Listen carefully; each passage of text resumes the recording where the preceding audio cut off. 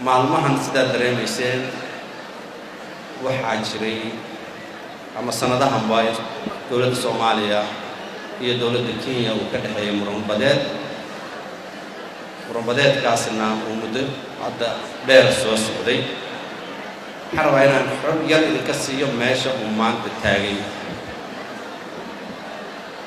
ardayda waxaan ka codsan lahaa inay dhawqa yareeyaan.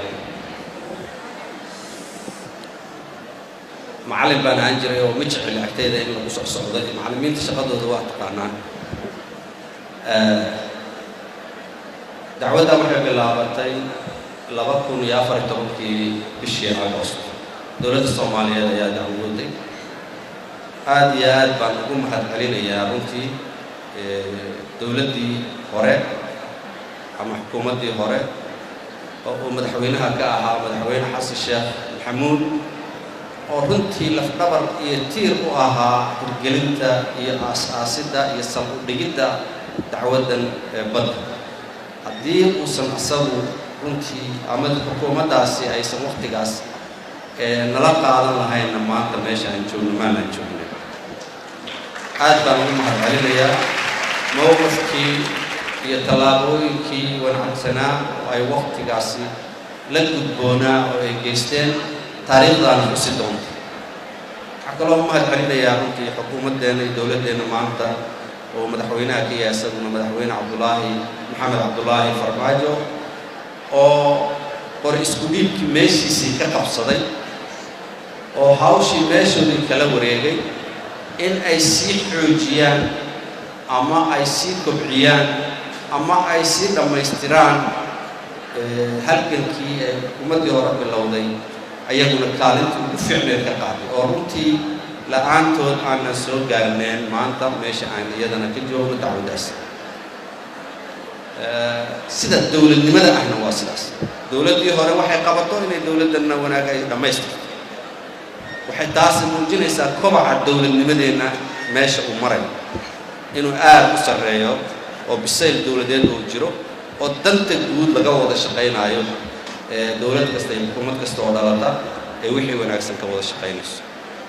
intaa markaa kaga baxo 2014 ilaa hadda marxaladaha iyo dacwadda soo martay waa la wada socoteen. wax badan ugama noqonayo maanta xaggee bay joogtaan.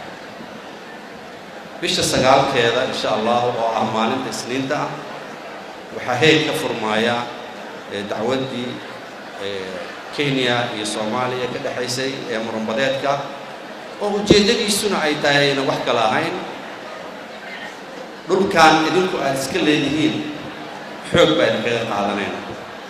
ma ka yeelina miyaan ka yeelina maya.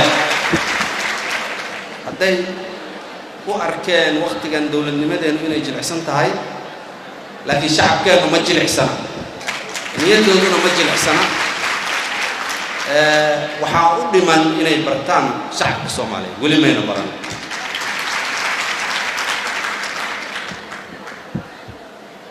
waxay isku dayday dowladda Kenya caqabaad badan oo dacwaddaas lagu hor istaagi karo oo aad u fara badan oo intiina badani aad dad aqoon-yahan aad wada tihiin aad garan kartaan oodna la socoteen.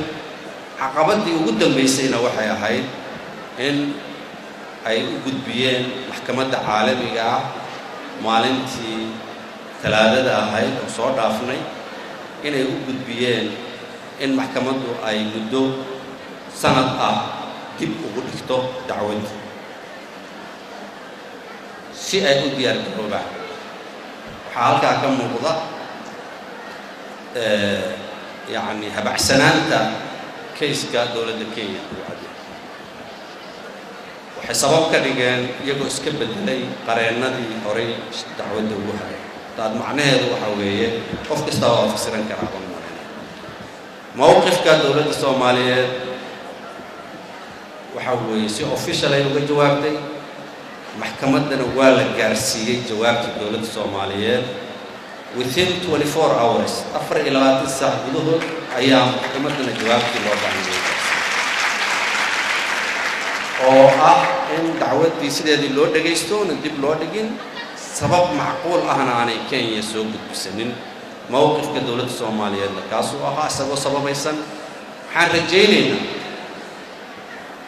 qawaaniintana aan uga barannay ku aragnay maxkamaddana aan uga barannay inay ruleska iyo shuruucda u yaalla ay raacayso maxkamaddu oo ay diidi doonto codsiga Kenya aqbali doontana codsiga iyo jawaabta Soomaaliya waxaan rajaynaynaa in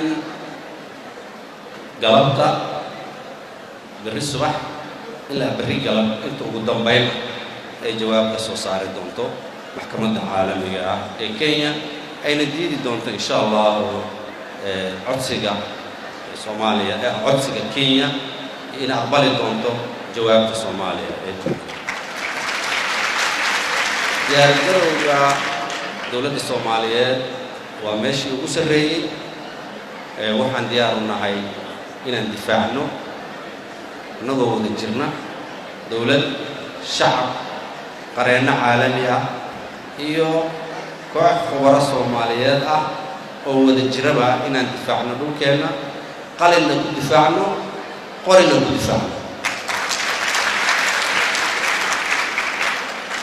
waxaa wafdiga hogaaminaya dacwadda ka qaybgalaya oo muujinaya sida xukuumadda iyo dowladda Soomaaliyeed uga go'an tahay inay dalkeeda difaacdo ra'iisul wasaare ku-xigeenka qaranka mudane Khadar Guuleed ayaa wafdiga hogaamin doona taas waxaad ka dareemi kartaan miisaanka ay dowladda Soomaaliyeed dacwaddan u leedahay waxaan rajaynaynaa go'aan aan ku faraxno inuu ka soo bixi doono dacwadda dhageysigeeda markuu dhamaadana go'aan bay u diri doontaa insha Allah go'aankaasna waxaan qiyaasaynaa ugu badnaan qiyaasta oo qabno 6 bilood inaanu dhaafin uu ka yaraan karaa uu ka badan karaa laakiin qiyaastaan sameynayno waa sidaas